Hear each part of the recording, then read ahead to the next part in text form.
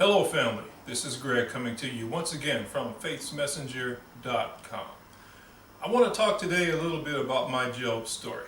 If you missed the video yesterday, I talked about the Job story, and basically what a Job story is, it's a story that parallels Job in the book of Job. It goes from his time of despair, and it talks about how God delivered him, and the Bible says his latter end was greater than his former end. It's a story of inspiration to those who may be going through circumstances similar to what you are going through now, and about how God can transform your life in and through the adverse circumstances that you're going through.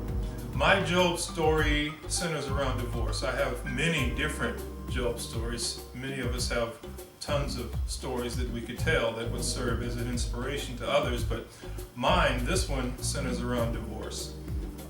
I've always wanted to be a husband and father. A lot of people aspire to be, a lot of guys aspire to be different things, firemen, police officers, whatever. I always wanted to be a husband and a father from as long as I can remember. My problem was my dating choices were lousy. I didn't make very good choices. And I got to a point in my life where I just said, Lord, I'm done. I'm done choosing the wrong people.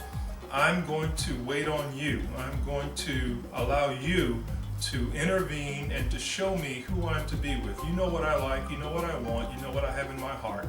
So I'm not going to do anything until I hear from you. So I decided to just wait. I waited, fasted, prayed for 3 years. Didn't do any dating at all.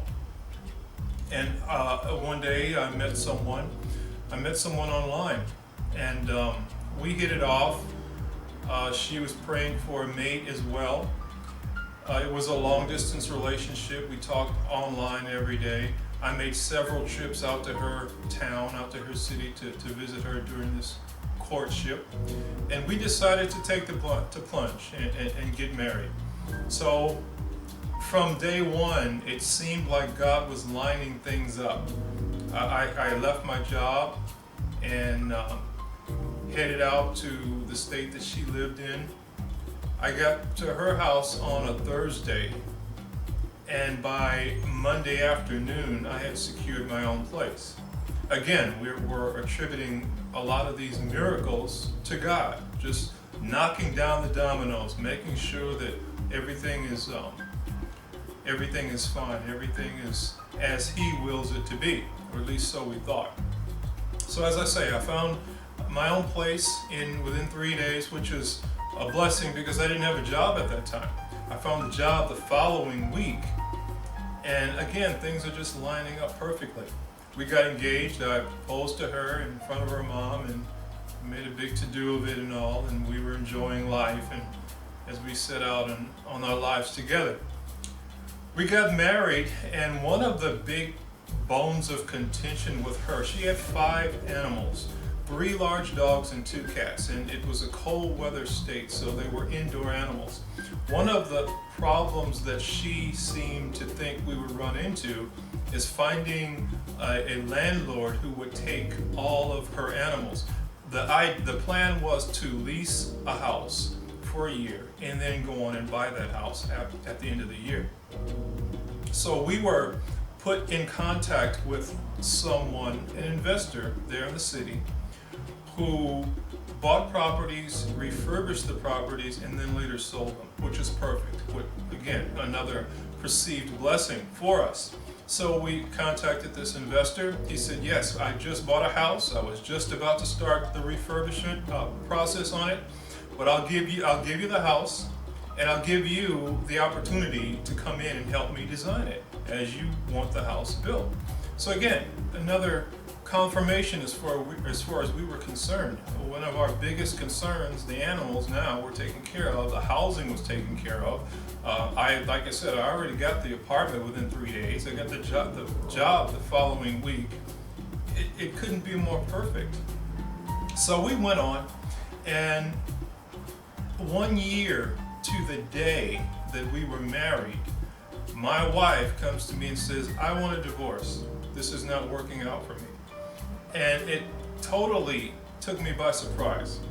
We had a great marriage. It wasn't perfect by any means, but I was happy. So I wanted to know what was going on. Why all of a sudden? Why now? What happened? What did I do? What can I do? Can we go to counseling? I had a lot of different questions. She just wanted a divorce. So I convinced her to say, hey, let's just give it time. It's been 1 year. Let's do counseling. Let's do something. So she said, okay. Reluctantly, she agreed to it. 6 months down the road, the same issue comes up. This is not working for me. I want a divorce. And what bugged me the most is that she wouldn't say why. There was never any reason why. So during this time, I'm not a quitter. As far as I'm concerned, we're Christian people. We believe that God can do anything. Well, here's a perfect opportunity to prove what we believe. Let's give it over to him. Let's do some counseling and whatnot. So I get on the phone and I'm calling the pastor of the church that we were visiting at the time. We didn't have a church yet. We were visiting. And so I called him all week long, and I never got a return phone call from him. It's almost as if he was dodging me.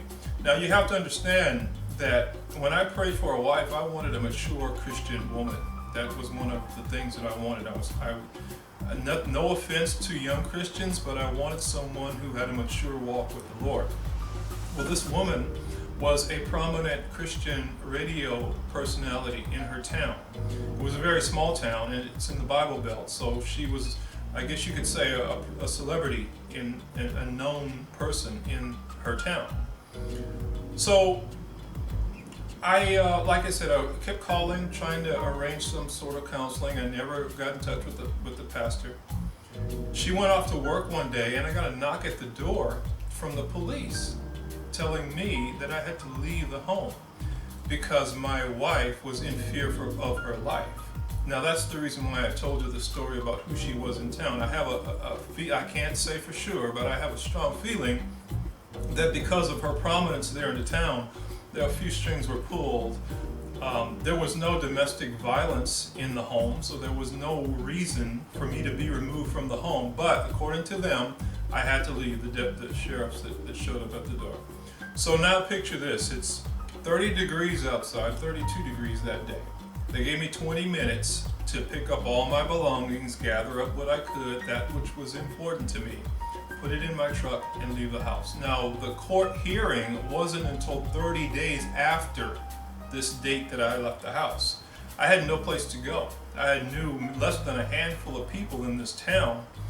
And I remember sitting in my truck after leaving the house with no place to go. Totally baffled by what's taking place in my life. Not understanding why, trying to get in touch with my wife and her not returning my calls. And I thought about the pastor of the church that we had been visiting. So I went to his house and I explained the whole situation to him, hoping that he would lend a couch or a room or some place that I could crash until the court hearing, because I couldn't return to the house for 30 days. But he didn't, and it's small town politics. I learned the hard way.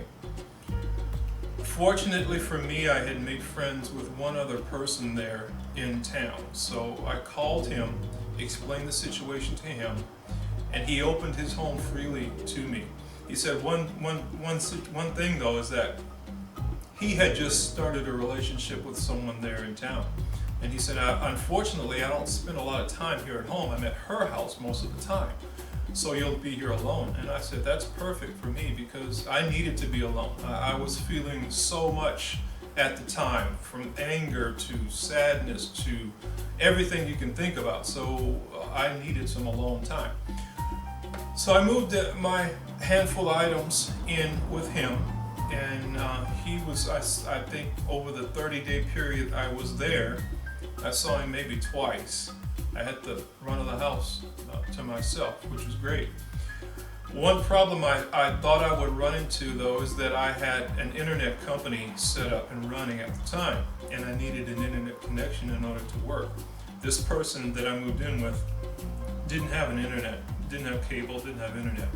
But somehow, again, this is God working from day one.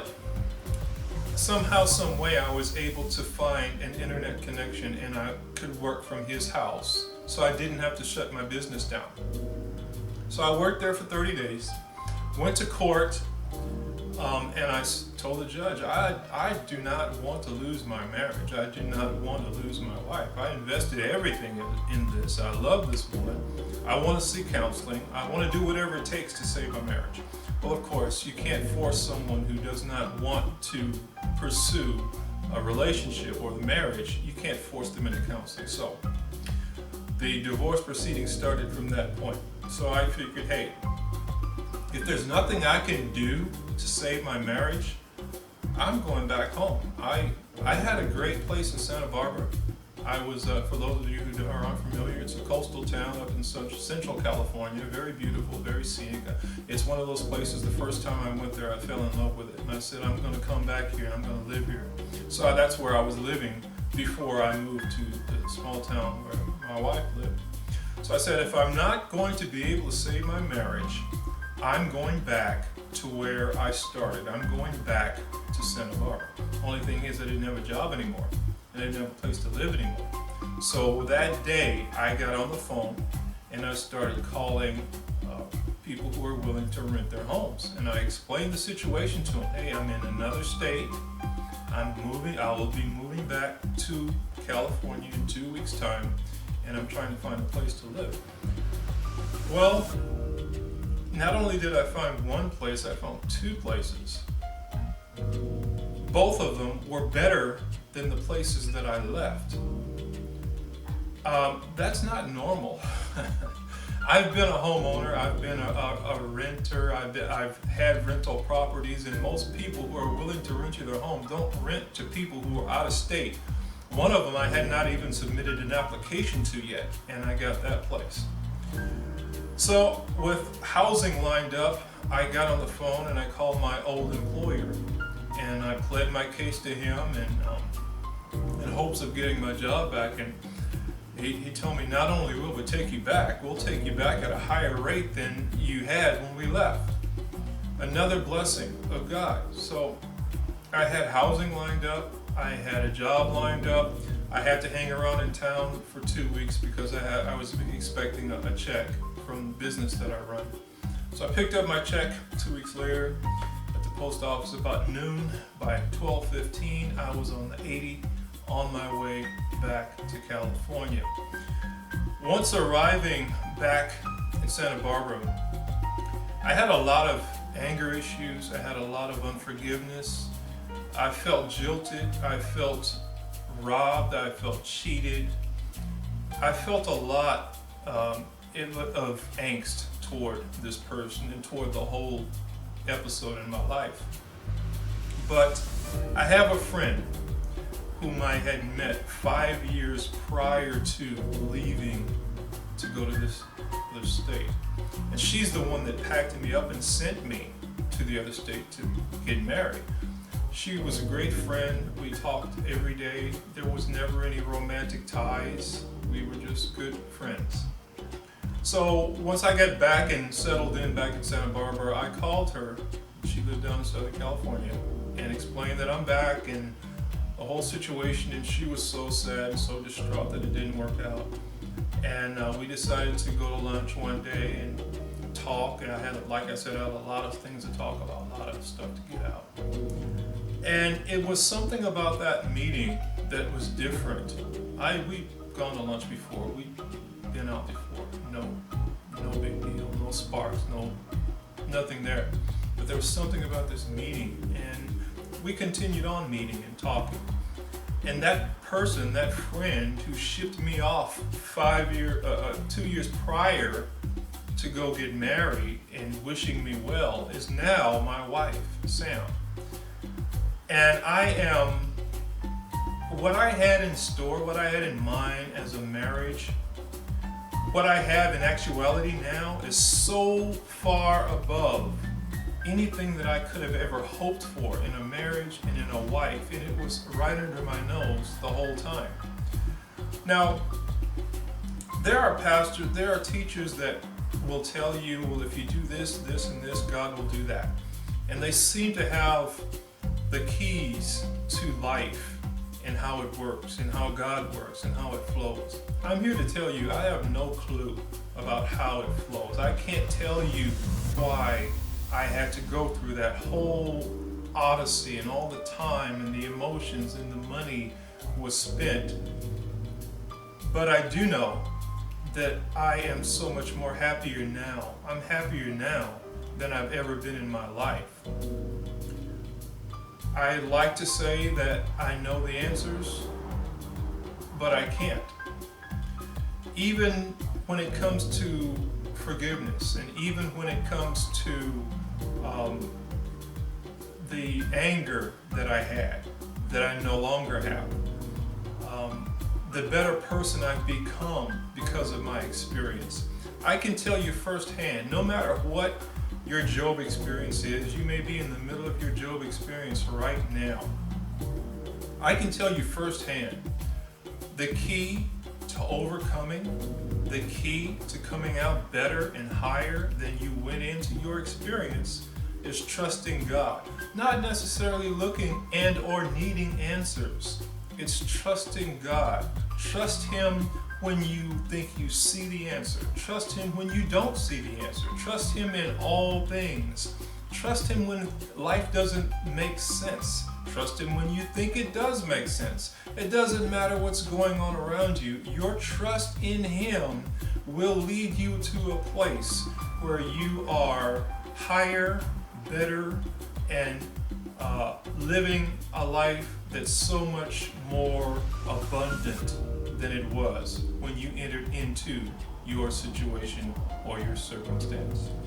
So I want to leave you with that today, and I thank you for taking the time to take that journey with me. I know this video went a little bit longer than my videos usually do.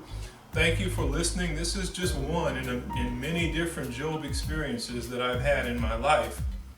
And I look forward to sharing others with you, and I encourage you to share your Job experiences. Let the experiences that God takes you through inspire others who may be going through the same thing that you're going through.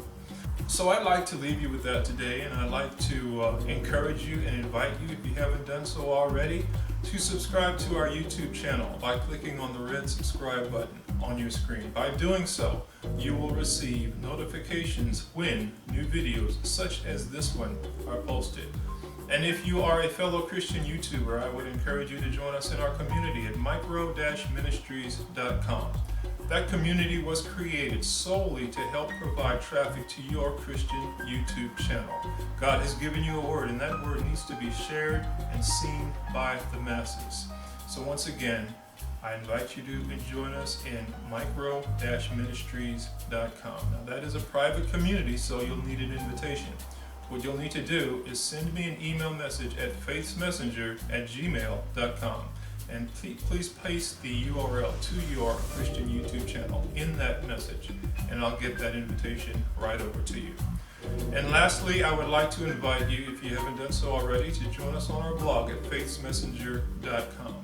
We currently have over 550 individual blog posts on the blog which address a myriad of different topics. Real life, everyday topics, situations and circumstances that we all have to deal with in life. So once again, that address is FaithsMessenger.com. Now, with all that's been said today, I've got a question for you. And this question can be applied to any situation in your life.